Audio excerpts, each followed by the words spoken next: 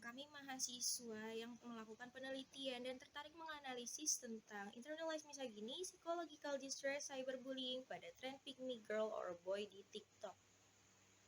Kami mengangkat fenomena berupa tren pick me girl or boy pada TikTok yang dimana dipercaya merupakan salah satu manifestasi terbaru dari internalized sexism yang jika terus dilakukan maka pelaku dapat melakukan tindakan cyberbully karena hal itu secara tidak langsung dilakukan pelaku untuk merendahkan atau menjatuhkan harga diri orang lain. Masalah yang diangkat pada fenomena kali ini ialah karena banyaknya pelaku pick me yang secara tidak sadar telah menjatuhkan atau bahkan membuli sang korban melalui media sosialnya, terutama pada aplikasi TikTok. Hal ini dapat dilihat melalui postingan-postingan video atau bahkan unggahan-unggahan komentar yang ditinggalkan sang pelaku di ranah comment section atau kolom komentar sang korban. Dalam Telah Pustaka, kita memiliki 3 jurnal. Untuk jurnal yang pertama, yaitu ada Special Issue on Online Misogyny yang ditulis oleh Jean and Sapira pada tahun 2018. Lalu ada jurnal yang kedua, yaitu Social Cause of Psychological Distress Second Edition yang ditulis oleh John Mirowski and Catherine A. Ross pada tahun 2003. Lalu ada jurnal yang ketiga, yaitu Prevalence and Effect of Cyberbullying on Children and Young People oleh Ham et al. Pada tahun 2015. Nah, berdasarkan jurnal yang berjudul Special Issues on Online Misogyny yang ditulis oleh Jean and Sapira, konsep misogyny yang lebih luas ialah yang mungkin tidak melibatkan kekerasan, tetapi hampir selalu membawa beberapa bentuk kerusakan baik secara langsung, dalam bentuk psikologis, profesional, reputasi, atau dalam beberapa kasus ada kerugian fisik atau tidak langsung dalam arti membuat internet menjadi ruang yang kurang setara, kurang aman, atau kurang inklusif bagi perempuan dan anak perempuan.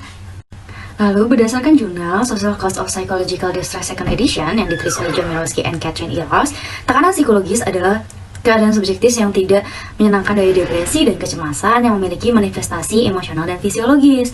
Nah, penelitian fenomena pada cyberbullying ini bertujuan untuk mengetahui kondisi sebenarnya pada cyberbully yang sering terjadi timbul pada media sosial, untuk mengetahui tentang peran dan tanggung jawab dari para pengguna media sosial, dan untuk menempuh langkah-langkah pencegahan cyberbullying maupun mengatasi tindakan cyberbullying. Berdasarkan jurnal Prevalence and Effect of Cyberbullying on Children and Young People, memanggil nama atau menghina, menyebarkan gosip dan rumor dan gambar beredar terdaftar dalam bentuk umum dari cyberbullying. Satu studi menyatakan bahwa anak perempuan biasanya menerima pesan yang mengkritik popularitas atau penampilan mereka, atau mengecualikan dan mengisolasi orang lain secara online.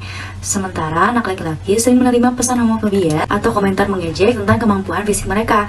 Motivasi dibalik cyberbullying seperti yang dilakukan oleh cyberbullies and non-bullies termasuk kurangnya kepercayaan diri atau keinginan untuk merasa lebih baik tentang diri mereka sendiri. Nah, perbedaan penelitian yang saat ini dilakukan ialah untuk mengetahui hubungan antara cyberbullying, psychological distress, serta internalized misogyny, hingga kami dapat mengetahui dampak dari misogyny yang dapat menyebabkan cyberbullying secara tidak langsung hingga membuat sang korban mengalami psychological distress.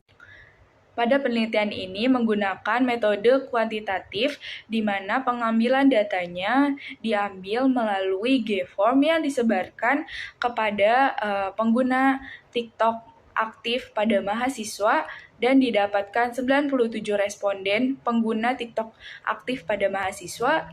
Kemudian data tersebut diolah dan dianalisis dengan analisis deskriptif. Kemudian pada penelitian ini juga menggunakan skala Likert pada skala misogyny, skala distress, dan skala cyberbully. Hasil dan kesimpulan penelitian ini yang diperoleh melalui tabel deskriptif statistik, misogyny, cyberbullying, dan psychological distress pada laki-laki dan perempuan, didapatkan bahwa misogyny lebih berpengaruh pada distress dibandingkan dengan cyberbully. Lalu misogyny memberikan dampak negatif terhadap distress. Kemudian apabila tingkat pada misogyny tinggi, maka tingkat distress pun tinggi. Namun tingkat pada cyberbully rendah.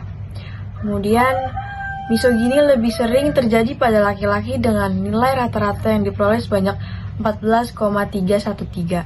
Kemudian distress lebih sering terjadi pada perempuan dengan nilai rata-rata yang diperoleh sebanyak 18,778. Dan cyberbully lebih sering terjadi pada perempuan dengan nilai rata-rata yang diperoleh sebanyak 21,210.